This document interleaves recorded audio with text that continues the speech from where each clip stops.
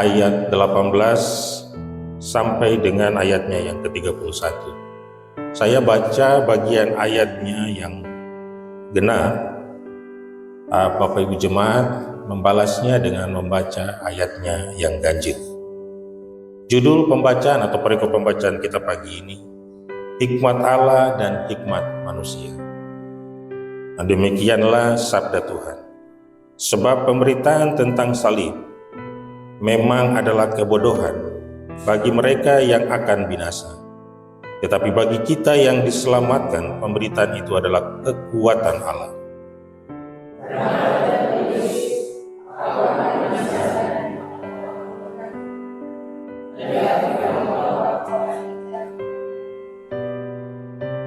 Di manakah orang yang berhikmat? Di manakah ahli Taurat? Di manakah pembantah dari dunia ini? Bukankah Allah telah membuat hikmat dunia ini menjadi kebodohan?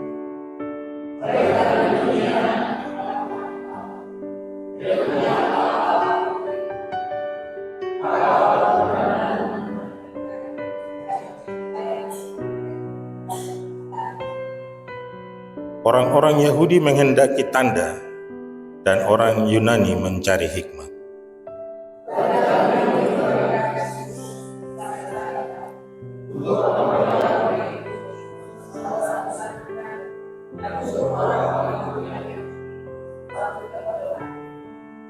Tetapi untuk orang yang dipanggil, baik orang Yahudi maupun orang bukan Yahudi, Kristus adalah kekuatan Allah dan hikmat Allah.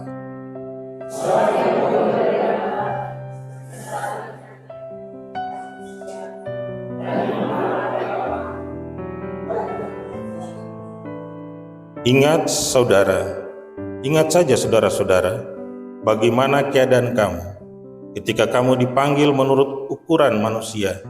Tidak banyak orang yang bijak, tidak banyak orang yang berpengaruh, tidak banyak orang yang terpandang.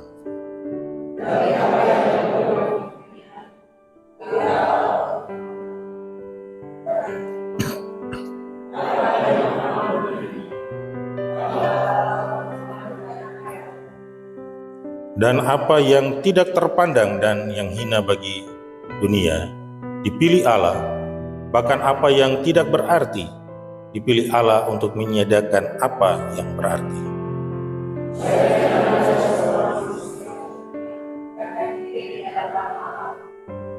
Tetapi oleh Dia kamu berada dalam Kristus Yesus, yang oleh Allah telah menjadikan hikmat bagi kita. Ia membenarkan dan menguduskan dan menebus kita.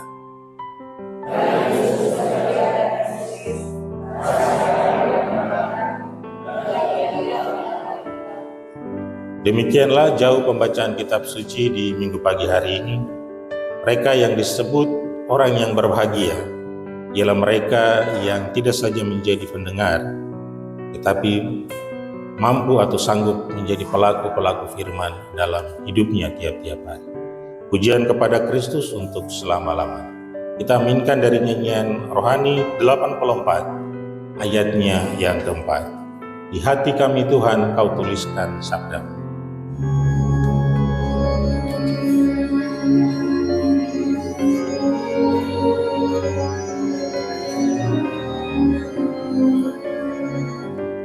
Di hati kami Tuhan kau tulis sabda-Mu, supaya kami juga setia dan teguh, kendati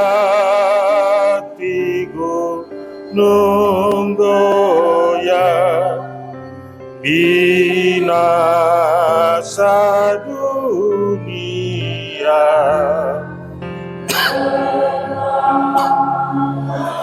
firman Allah selama-lamanya.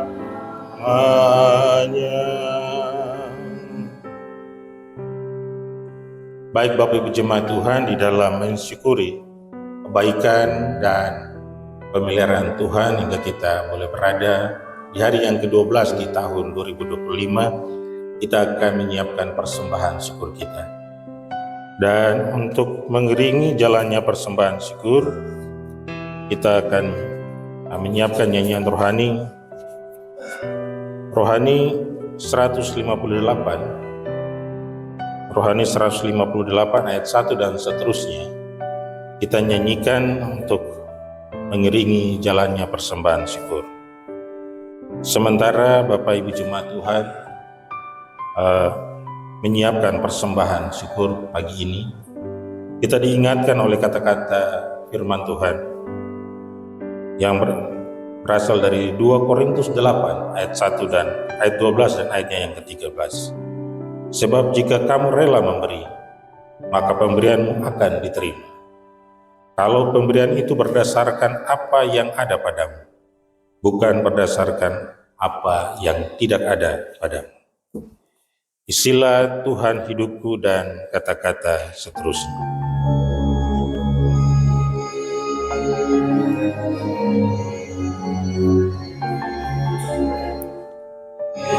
Isilah Tuhan hidupku dengan bergerak, agar di dalam aku mereka lupa. Janganlah hanya bibirku mengucapkan pujian, janganlah hanya hatiku tahu kesungguhan, beri segera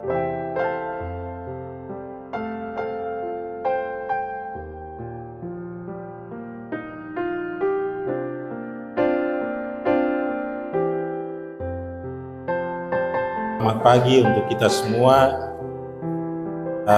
Pagi ini pembacaan di dalam 1 Korintus pasal 1 ayat 18 sampai 31. Tema yang diberikan oleh Sinode GKI di Tanah Papua ialah kesehatian tentang hikmat pemberitaan salib Tuhan Yesus. Sekali lagi, kesehatian tentang hikmat pemberitaan salib Tuhan Yesus. Baik Bapak Ibu Jemaat Tuhan, sebelum kita mendengarkan apa makna dan arti kesehatian di dalam pemberitaan tentang salib Kristus, saya mengajak kita semua, kita pahami dulu hikmat Allah versus hikmat manusia. Baru nanti kita masuk dengan apa arti kesehatian. Jadi di sini pendeta akan menjelaskan ya secara garis besarnya ya. Hikmat Allah itu apa-apa saja, hikmat manusia itu seperti apa. Lalu yang terakhir adalah apa arti kesehatian ya, kesehatian di dalam pemberitaan tentang Injil Yesus Kristus. Baik Bapak Ibu Jemaat Tuhan, saya masuk dengan yang pertama, yaitu tentang hikmat Allah. Hikmat Allah ini ada 3. Yang pertama, hikmat Allah itu tidak bisa dijangkau atau tidak bisa terselami oleh hikmat manusia atau pikiran manusia. Itu yang pertama. Yang kedua, cara-cara Allah atau metode-metode yang Allah pakai untuk bertindak atas ciptaannya atau kepada manusia, ini sering tidak sinkron, tidak nyambung dengan hikmat manusia. Bahkan menurut hikmat manusia, anggap cara-cara atau metode yang Tuhan pakai pada ciptaannya ini dianggap suatu kebodohan yang tidak masuk akal. Itu bagian yang kedua tentang hikmat Allah. Dan yang terakhir, kalau kita buat perbandingan antara hikmat manusia dengan hikmat Allah, itu dalam bacaan kita sangat jelas ya, apa yang di ayat 25 ya, sebab yang bodoh dari Allah lebih besar hikmatnya daripada manusia, dan yang lemah dari Allah lebih kuat daripada manusia. Artinya begini, manusia yang paling cerdas di bumi atau yang paling pintar sedunia itu kelemahan, itulah kebodohan Allah menurut Paulus. Dan apa yang kita anggap paling kuat atau manusia terkuat di bumi, yang mungkin dia bisa angkat dozer atau bisa angkat pesawat atau kapal, itulah kelemahan Allah. Kalau kita mau buat perbandingannya antara hikmat Allah dengan hikmat manusia, itu bagian yang pertama. Yang kedua, hikmat manusia itu, manusia ini cenderung dia mulai atau titik berangkat pemikirannya, dia mulai berpikir itu dari yang besar, yang wow, yang amazing, yang luar biasa, yang mengundang decak kagum, sampai-sampai dia lupa yang kecil-kecil, yang sederhana. Itu gaya berpikir manusia atau hikmat manusia. Yang kedua, hikmat manusia itu menganggap bahwa logika adalah ukuran bagi sebuah kebenaran. Jadi sesuatu yang tidak masuk akal, tidak masuk dalam logika, itu pasti sudah dibantah. Itu kebohongan dan itu salah. Jadi kebenaran yang berlaku dalam dunia ini, itu logika menjadi alat ukurnya. Semua hal yang tidak masuk dalam logika atau rasio manusia, itu dianggap bohong atau salah besar. Dan yang terakhir, gaya berpikir manusia. Manusia ini dia berpikir itu hanya pada saat dia hidup saja. Dia lupa kalau dia sudah mati, dia tidak bisa berpikir lagi. Itulah sebabnya kenapa sampai orang yang tidur di tanah hitam dengan 29 kali atau di buper, kalau dia masih bisa berpikir, mungkin nanti dia bosan tinggal dalam peti ya. Tapi karena dia tidak bisa berpikir, dan dia tidak pernah bisa berpikir, dan pemikiran itu hanya berlaku pada saat dia hidup. Tidak ada pemikiran yang terus sampai kepada kematian, atau namanya tutup usia, berarti dia tutup juga pikirannya. Jadi siapapun yang paling hebat, siapapun yang paling cerdas, tapi kalau sudah mati, selesai juga pikirannya. Itu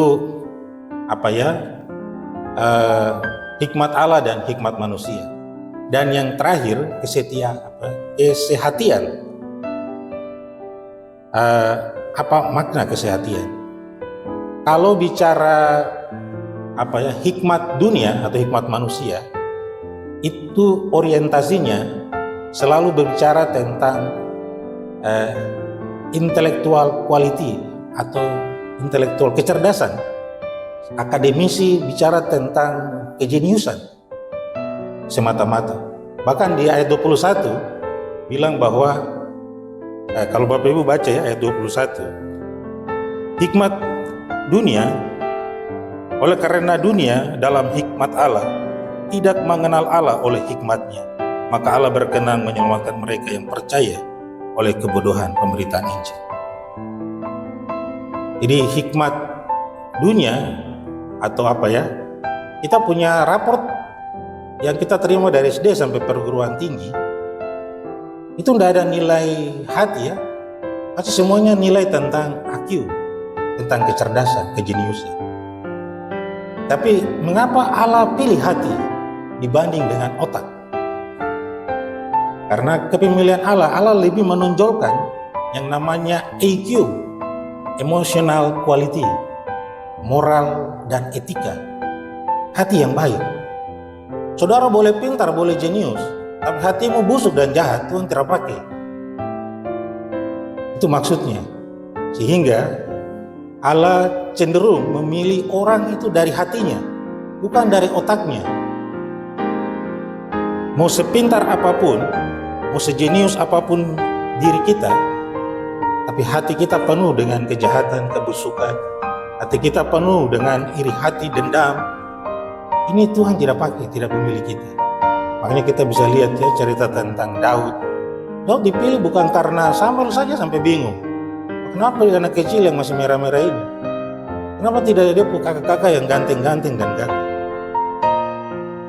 Tapi Tuhan bilang bahwa manusia melihat rupa, tapi aku melihat hati. Itu sejenak dia punya garis besarnya, ya, rangkumannya. Dan saya mulai dari hikmat Allah yang nomor 1, bahwa hikmat manusia ini tidak bisa menjangkau hikmat Allah. Itu bisa kita lihat, kita dapati, kita temui dalam Allah mendesain atau merancang dunia ini dan segala isinya. Sampai hari ini para ahli dan ilmu pengetahuan dan teknologi, mereka memang mengakui bahwa bumi itu bulat dan bumi itu berputar. Tapi Bapak Ibu dan saya, kita tidak pusing ya. Kita tidak coba, kalau Bapak Ibu masuk dalam drum terus diguling-guling, pasti pusing dan lilung ya. Tapi bumi ini bulat, berputar, tapi semua makhluk yang hidup di dalamnya tidak tak guling-guling ya. Kita ada duduk rapi, tenang. Ini sesuatu yang sebagai manusia, bagaimana Allah mampu mendesain bumi yang walaupun dia berputar, tapi tidak menyebabkan semua makhluk di dalam bumi ini ikut terputar-terputar. Seperti kita masuk dalam drum lalu diguling. Tapi pernah coba kau masuk dalam drum baru diguling? Coba rasakan dia akibatnya bagaimana. Itu saja pikiran manusia tidak mampu menjangkau. Ayub bilang, siapakah yang meletakkan tali pengukur dari bumi ini? Bapak Ibu lihat pandangan mata ke laut. Itu kayak laut ketemu dengan langit ya. Bapak Ibu pakai perahu atau speed diving sampai di situ, ternyata tidak ketemu, tidak tembus ke ruang angkasa ya. Semakin jauh. Siapa yang menarik tali pengukur? Ini menunjukkan betapa lemahnya pikiran kita ini untuk menjangkau hikmat Allah. Itu baru, apalagi tentang yang di langit ya. Kenapa Tuhan taruh bintang di situ? Kenapa ada bulan di situ? Kenapa ada planet-planet?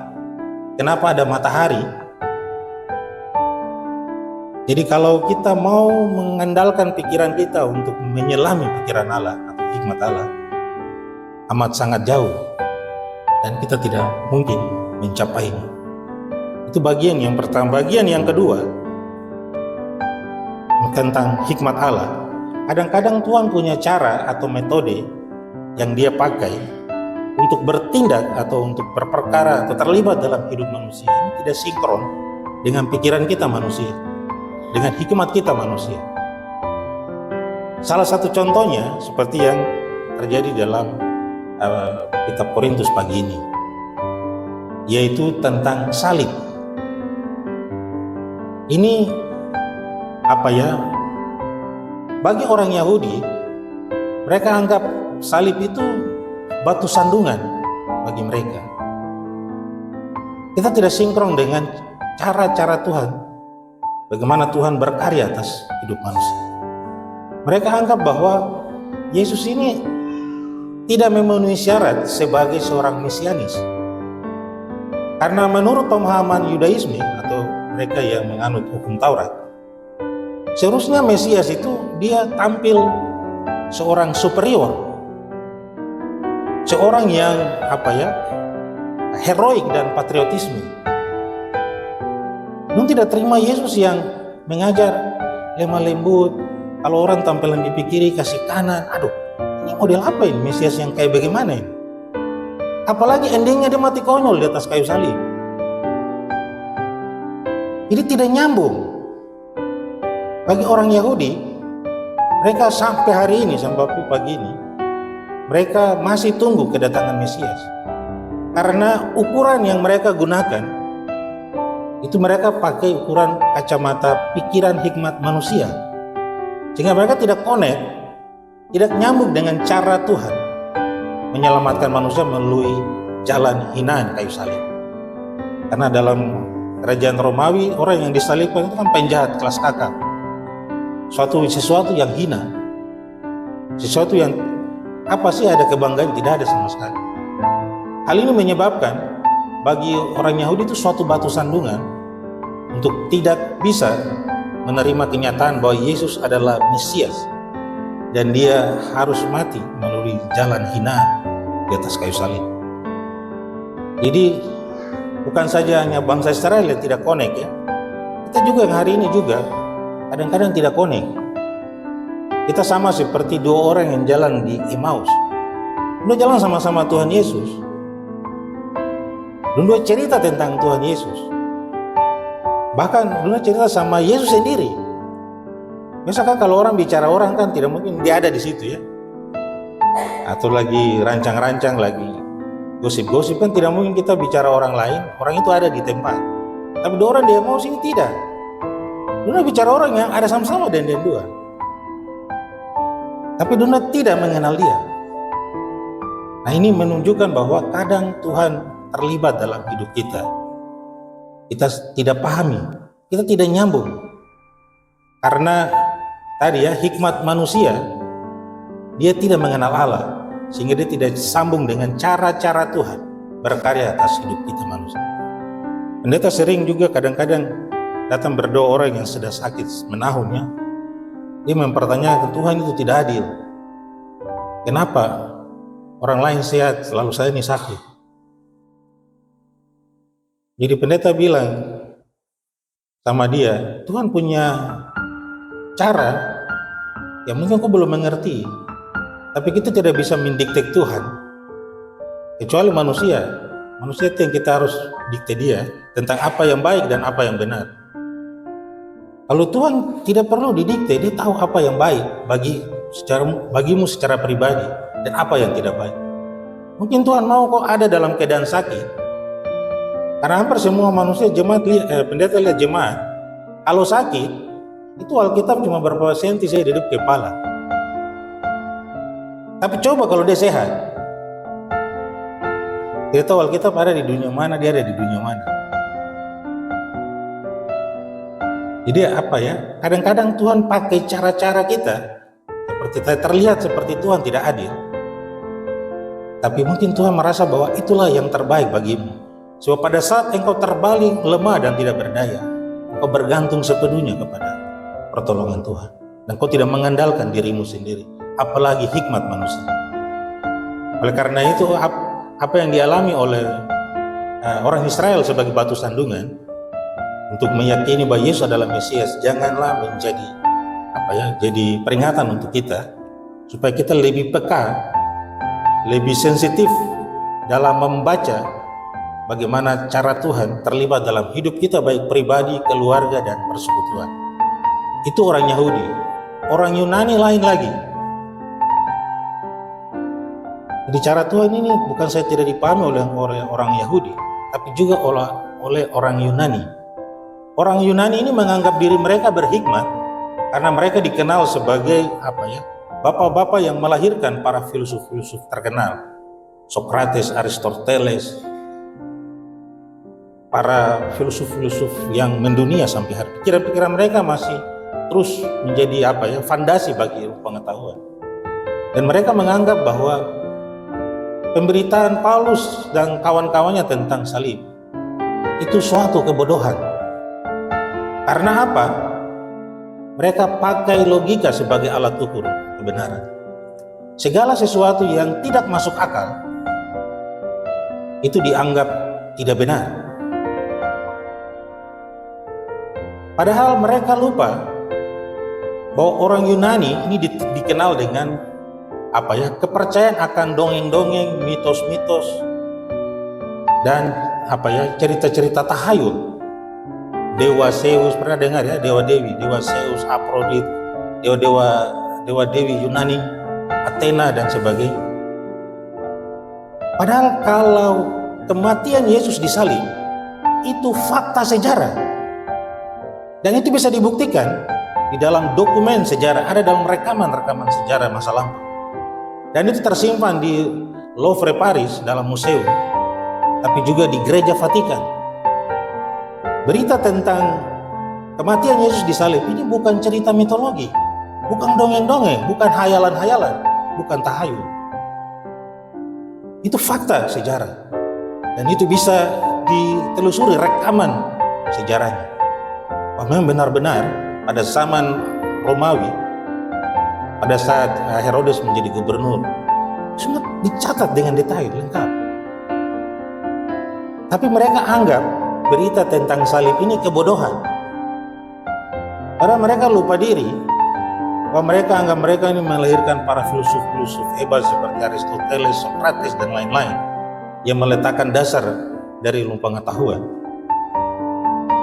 Padahal kepercayaan mereka didasari oleh cerita-cerita tahayul, dongeng-dongeng yang tidak bisa dibuktikan dalam rekaman sejarah atau historis. Jadi Bapak Ibu bisa lihat siapa sebenarnya yang bodoh, orang Yunani kah Paulus? Itulah sebabnya Paulus bilang pada ayat 18 saya baca bagi kita, sebab pemberitaan tentang salib memang adalah kebodohan bagi mereka yang akan binasa. Tetapi bagi kita yang diselamatkan, pemberitaan itu adalah kekuatan Allah. Itu jelas. Ini Paulus dia mengcounter dua mazhab, dua isme atau paham yang menentang salib, baik dari kalangan orang Yahudi maupun juga kalangan orang Yunani. Dan hikmat Allah yang terakhir di situ Paulus memberikan perbandingan. Tadi sejak awal dalam rangkuman pendeta sudah jelaskan bahwa perbandingan antara hikmat Allah dengan hikmat manusia ini sangat jauh. Orang yang paling pintar di dunia itu kebodohannya Allah. Dan orang yang paling kuat di bumi itulah kelemahannya Allah. Oleh karena itu, Bapak Ibu baca ayat 25 dan 28, di situ menjelaskan bahwa tidak ada orang yang punya pengaruh, tidak ada orang yang berarti, tidak ada orang yang anggap diri hebat di hadapan hikmat Allah. Kita semua sebenarnya sama di mata Tuhan. Jadi ayat 29 bilang jangan ada yang sombong di hadapan Allah. Anda mau gelar muka belakang sekalipun, Anda mau punya gelar akademisi yang setinggi apapun, itu jauh sekali perbandingannya dengan hikmat Allah. Itulah sebabnya Paulus katakan bahwa tidak ada orang yang lebih hebat, lebih penting, lebih berarti. Karena hikmat Allah jauh melampaui pikiran kita manusia. Itu hikmat Allah ya. Sekarang kita masuk yang kedua, hikmat manusia. Hikmat manusia tadi pendeta sampaikan, kalau kita baca ayat 26 sampai 27, di situ manusia ini selalu berpikir untuk mulai dari yang besar. Dia tidak suka mulai dari pikir yang kecil. Makanya kenapa banyak manusia stres, banyak manusia karena tadi dia pikir susahnya duluan. Dia tidak pikir yang sederhana, yang mudah dan gampang.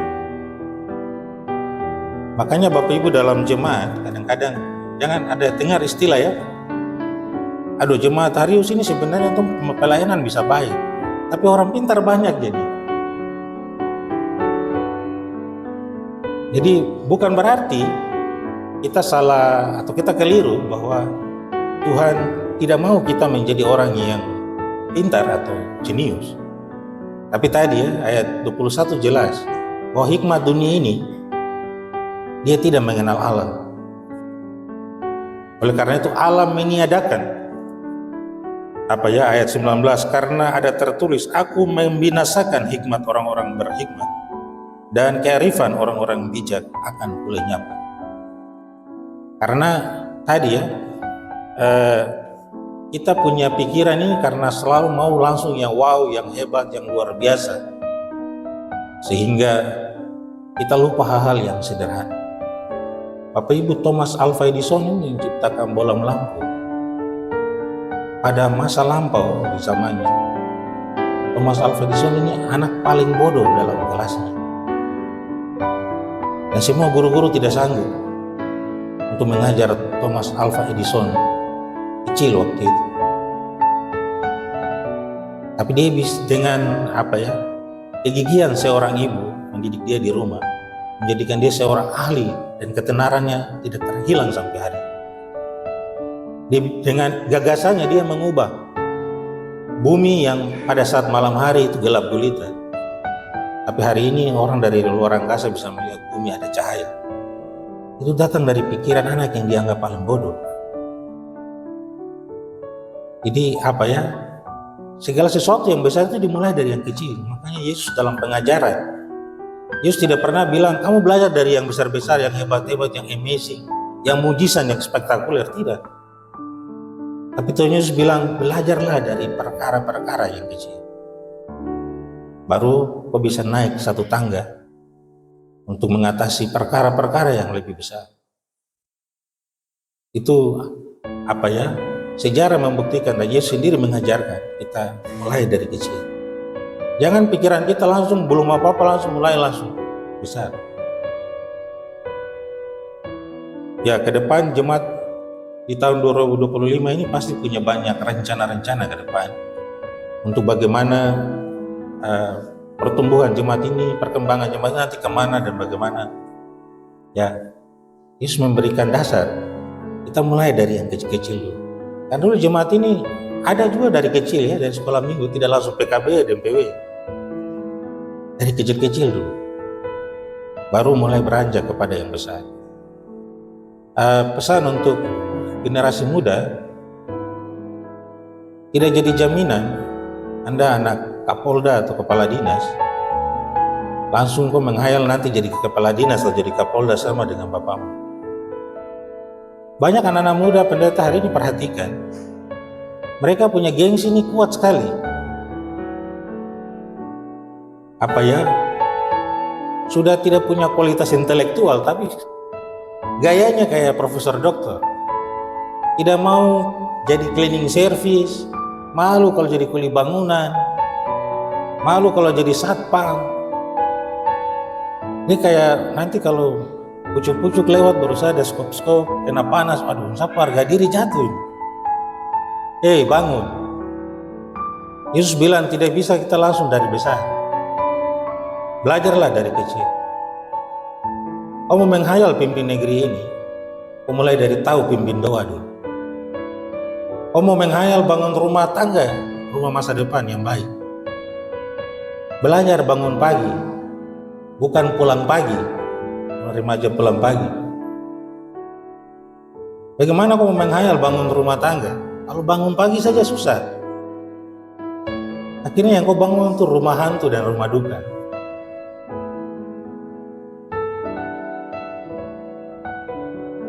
Ini pesan bagi generasi muda, jangan pernah malu, jangan pernah gengsi, belajar dari hal-hal yang kecil. Kalau mulai dari kecil, kau mulai dibimbing, dituntut sampai kepada besar. Baru kau sudah ada di puncak, di top, baru itu memang kau siap, tahan banting. Dan kau tidak akan pernah kaget dengan persoalan yang datang. Kau mampu mengatasinya karena kau tahu dari bawah, di atas. Tapi kalau langsung pikirannya langsung wow, langsung lompat. Ya memang banyak ya kita hadapi ya di dalam pemerintahan. Orang yang pegawai dari masuk dengan SMA, tapi dia syarat dengan pengalaman. Tapi begitu satu pulang S2 dari Jogja, dari mana langsung kepala dinas geser dia pindah berkasih malam. Akhirnya pekerjaan kacau, administrasi tidak amburadul. Karena tadi kita mengabaikan mereka yang dari kecil, yang sederhana itu. Itulah sebabnya Yesus menentang cara pikir kita manusia yang selalu mau mulai dari hal yang wow-wow, yang hebat-hebat. Mulailah dari kecil. Kita buang. Di tahun 2025 ini kita pakai pikiran yang mulai dari hal-hal kecil yang sederhana. Itu cara pikir manusia. Yang kedua, manusia pakai logika sebagai alat ukur untuk mengukur sebuah kebenaran. Padahal tidak semua hal atau tidak semua masalah, tidak semua pergumulan kita pakai logika untuk menyelesaikan. Saya cerita seorang profesor, dia mengajar kepada mahasiswanya. Untuk mengawali atau membuka kuliahnya, dia bilang kepada mahasiswa, saya seorang profesor, saya seorang jenius, dan saya seorang yang intelektual. Dan saya bekerja di sebuah universitas ternama di kota ini. Dan saya telah melakukan ribuan riset dan penelitian, bahkan jutaan. Oleh karena itu saya kepada satu kesimpulan, dia sampaikan ke Mas, bahwa Tuhan itu tidak ada. Saya mau tanya mahasiswa, di sini siapa yang sudah lihat Tuhan? Tidak ada manusia, tidak ada mahasiswa yang katanya. Di sini siapa yang sudah berjumpa, ketemu langsung dengan Tuhan, face to face, muka dan muka, dengan dia tangan? Ada. Mahasiswa semua tidak ada yang bisa jawab.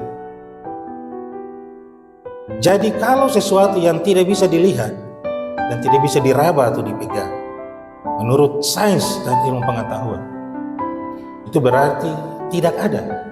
Tuhan itu tidak ada. Ketika dia menjelaskan dengan panjang lebar kepada mahasiswa, sampai saat dia mau mengakhiri kuliahnya, dia mau hendak keluar. Salah satu seorang mahasiswanya izin bertanya kepada sang profesor. Dia angkat tangan, Pak Profesor, izin. Saya mau tanya. Ya, silakan. Sebelum waktu saya tinggal sedikit lagi dari jam kuliah ini. Lalu dia tanya pada sang profesor, Bapak Profesor, saya mau tanya, dari manakah Bapak tahu kalau Tuhan itu tidak ada? Langsung profesor menjawab, oh, saya orang jenius, saya punya otak waras. Dan saya berpikir bahwa Tuhan itu tidak ada. Dia jawab sang mahasiswa. Lalu mahasiswanya tanya kembali, izin Bapak Profesor, tidak bermaksud tidak menghormati Bapak. Tapi saya mau tanya, di mana Bapak punya pikiran yang mengetahui kalau Tuhan itu tidak ada? Lalu dengan angkuhnya sang profesor jawab, oh, saya berpikir di dalam kepala saya. Karena saya punya kepala ini waras. Saya orang normal. Dan hanya orang gila atau orang tidak waras yang punya pikirannya sudah error, itu yang berpikir bahwa Tuhan itu ada. Dijawab mahasiswa. Lalu sang mahasiswa tanya kembali lagi, izin Pak Profesor, mohon maaf saya tanya sekali lagi. Bisakah Bapak tunjukkan pikiran yang di dalam isi kepala Bapak itu saya lihat dan saya pegang?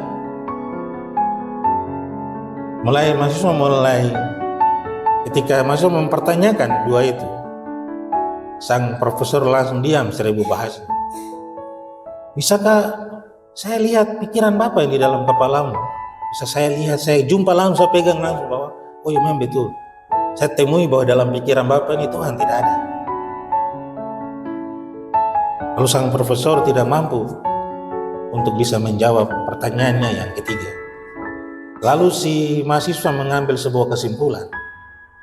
Jika Bapak tidak bisa menunjukkan pikiran Bapak untuk saya lihat dan saya pegang dan saya raba, menurut ilmu pengetahuan dan sains, segala sesuatu yang tidak bisa dilihat, dipegang dan diraba, itu tidak ada. Nonsen. Omong kosong. Berarti Bapak tidak punya pikiran. Lalu sang profesor dengan malu, dia tertunduk dan mengakhiri kuliahnya. Bapak Ibu, apa pesan dari cerita antara profesor dan mahasiswanya?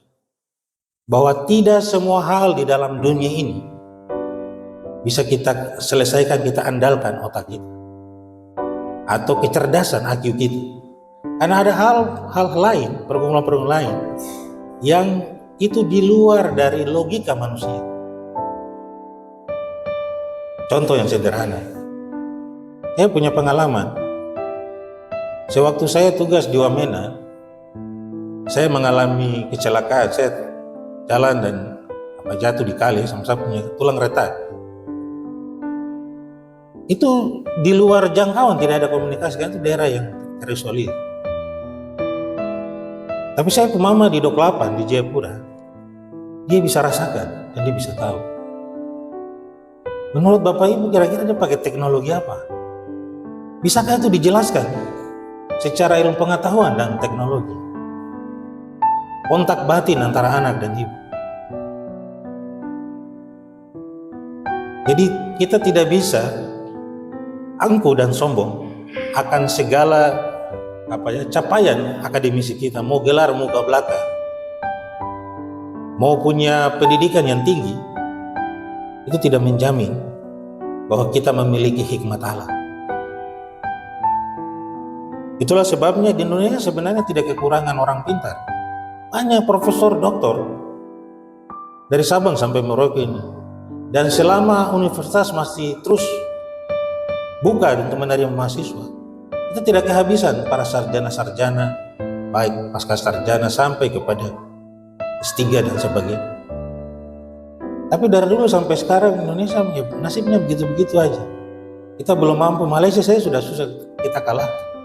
Apalagi kita mau menghayal ke skala Jepang dan sebagainya. Padahal orang pintar banyak. Tapi sedikit saja yang memiliki hikmat dari Allah. Oleh karena itu, kita tidak bisa menganggap semua kebenaran itu harus diukur lewat logika. Itulah sebabnya Paulus menentang para pembantah-pembantah atau para mereka yang menjunjung tinggi rasio atau akal sehat, bahwa pemberitaan Injil memang menurut kacamata dunia ini sebuah kebodohan, hal yang tidak masuk akal. Tapi bagi mereka yang percaya dalam hatinya, itu suatu kekuatan Allah dan kasih karunia yang besar dari Allah. Sebab kita lepas dari kebinasaan. Itu cara berpikir manusia ya. Yang terakhir, pikiran kita ini dibatasi oleh usia. Kita harus ingat. Di mana kita tutup usia, selesai sudah pikiran kita. Mau sehebat apapun kayak Albert Einstein, mau siapa semua pasti mati. Ini menurut keyakinan Rasul Paulus. Jadi pikiran kita sebenarnya terbatas dan tidak sempurna. Hanya hikmat Allah lah yang awal dan akhir, dan tidak akan pernah berubah dari masa ke masa. Kalau pikiran manusia berubah-ubah. Ya dulu kita ketemu mesin ketik, ya dulu ternyata masih dapat mesin ketik. Kita berpikir bahwa pengetahuan itu capaiannya sampai di mesin ketik. Keluar lagi laptop yang duduk yang besar. Kita pikir mungkin zaman komputerisasi itu sampai di situ. Tapi tidak ada laptop. Dan tidak tahu nanti besok apa lagi. Siapa tahu ada telepon yang kita baru mau rencana telepon, dia sudah telepon duluan. Dia sudah baca kopi isi hati dulu. Ya kita tidak tahu ke depan nih. Karena pikiran manusia tidak sempurna, tidak ada batasannya. Selalu mengalami perubahan. Hanya yang tidak berubah dari masa ke masa adalah hikmat Allah. Dialah yang awal dan yang akhir. Oleh karena itu, kita tidak bisa mengandalkan pikiran kita. Banyak sekali kelemahan dan kekurangan. Nah, salah satunya yang tadi kita dengar tentang sang profesor dengan mahasiswa. Itulah sebabnya ayat 29 dibilang jangan pernah ada orang yang sombong atau angkuh di hadapan Allah dengan kepandaian dan kepintaran, sebab itu jauh dari hikmat Tuhan. Bagian yang terakhir, apa arti kesehatian? Sesuai dengan temanya, mengapa Tuhan lebih cenderung memilih orang yang tadi, kalau kita baca ayat 25 sampai dengan ayat 26, atau di situ jelas ya, 27 sampai dengan 28. Tetapi apa yang bodoh bagi dunia dipilih Allah untuk memalukan orang-orang berhikmat, dan apa yang lemah bagi dunia dipilih Allah untuk memalukan apa yang kuat, dan apa yang tidak terpandang dan yang hina bagi dunia dipilih Allah, bahkan apa yang tidak berarti dipilih Allah untuk menyediakan apa yang berarti. Kalau kita lihat riwayat Yesus memilih murid-muridnya juga tidak ada yang punya gelar akademisi ya, yang orang-orang hebat. Karena Tuhan tidak pilih orang dari otaknya. Bukan berarti, jangan keliru juga ya. Bukan berarti Tuhan anggap bahwa otak tidak penting. Bukan berarti Tuhan merendahkan intelektual. Karena Amsal bilang, siapa yang menghina didikan itu suatu kecelakaan. Tetapi maksud Tuhan seperti yang terjadi pada sang profesor tadi, semakin dia pandai, justru semakin menjauhkan dia dan tidak mengenal Allah. Kita boleh saja pintar, itu bagi Tuhan itu hal yang manusiawi. Karena Tuhan juga punya para seperti Salomo, orang-orang terpandai. Tapi bukan kepandaian yang semakin membawamu, mengarahkanmu jauh dari Tuhan. Tapi justru dalam kepandaianmu engkau mengandalkan Tuhan. Itu hukumnya, hukum kasih tadi ya. Kasihilah Tuhan Allahmu dengan segenap hatimu, jiwamu, tapi yang terakhir bilang dengan segenap akal. Kita buang akal, pindah hanya segenap jiwa dan hati saja, tidak bisa dikatakan itu hukum kasih. Atau kita buang mengasihi Tuhan hanya dengan jiwa saja dan hati dengan akal kita buang, ini juga tidak bisa dia menjadi sesuatu yang lengkap sebagai mengasihi Tuhan. Baru Yesus bilang yang sama dengan itu, kasihilah sesama manusia seperti dirimu sendiri. Ini jelas bahwa dalam hal mengasihi Tuhan, Tuhan tidak membenci atau menolak kepandaian. Yang Tuhan tolak di dalam kepandaian hikmat manusia, kita menyangkali ketuhanan Allah, atau kita membantah kebenaran di dalam salib Kristus yang telah menyelamatkan manusia. Ini yang Rasul Paulus sampaikan kepada jemaat di Korintus, tapi juga kepada Bapak Ibu dan saya. Itu bagian tentang kesehatiannya. Kita akan memulai tahun pelayanan baru di tahun 2025. Bapak Ibu yang dipanggil untuk ada di dalam persekutuan ini, dalam barisan kemajelisan, datang dari latar belakang yang berbeda-beda.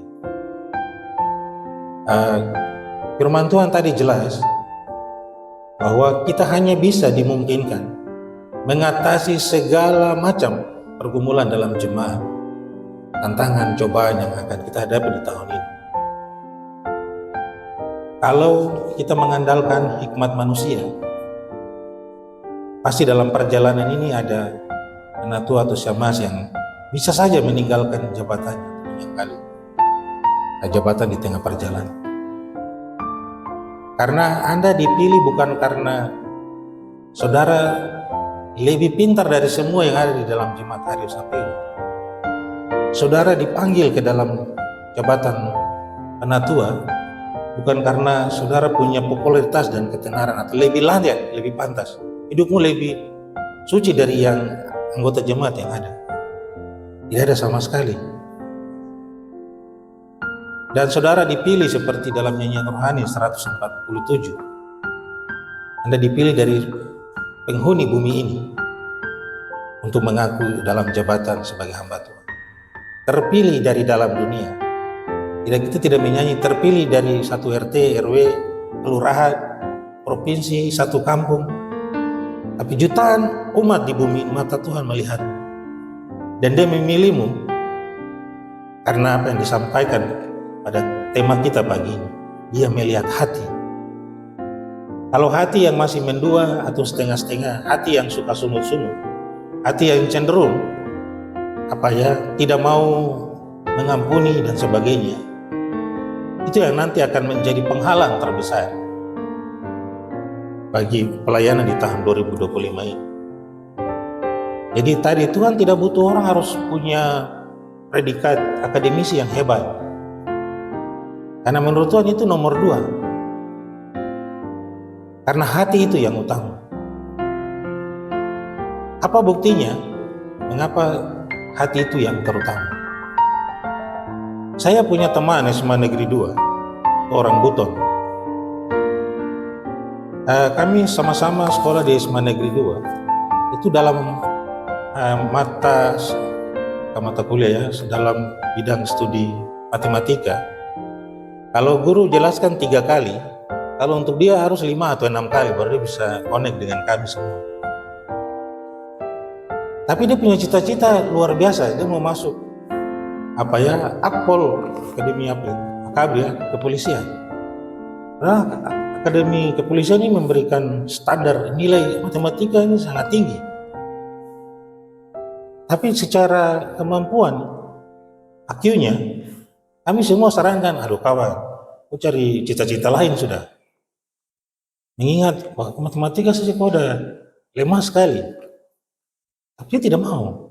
Saya tetap. Dan terbukti. Saya pernah dari Ransigi ke Manokwari, saya ketemu dia di atas kapal.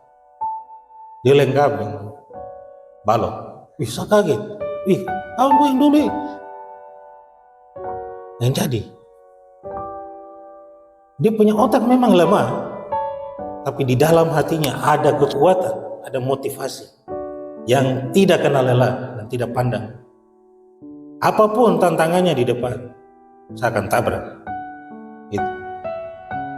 Mengapa Tuhan pilih hati? Karena segala sesuatu yang kita kerjakan, yang paling gampang cabur rumput atau cuci piring juga. Tapi kalau tidak menggunakan hati, tetap kerjanya ngawur. Kita mau gelar, mau kiri kanan, mau ke belakang. Kita dipanggil kerja dalam gereja ini. Mau gelar apapun yang kita miliki, akademisi yang kita miliki. Tapi kalau kita bekerja tidak dengan hati, pasti ngawur. Pasti tidak berhasil. Walaupun kita hanya biasa-biasa saja dalam pandangan mata, tidak punya pendidikan yang tinggi. Lainnya para murid-murid ini dari nelayan, dari petani, dan orang-orang biasa kalangan bawah. Tapi kekristenan sampai hari ini tidak mudah. Padahal itu datang dari 12 orang yang biasa-biasa. Itu bukti. Tapi saya juga punya teman yang orang Batak Toraja atau Desa. Itu tuh panggil dia matematika cun mati. Cun ini, istilah cun ini yang di motor ya. Karena guru mungkin belum menjelaskan selesai, dia sudah jawab duluan.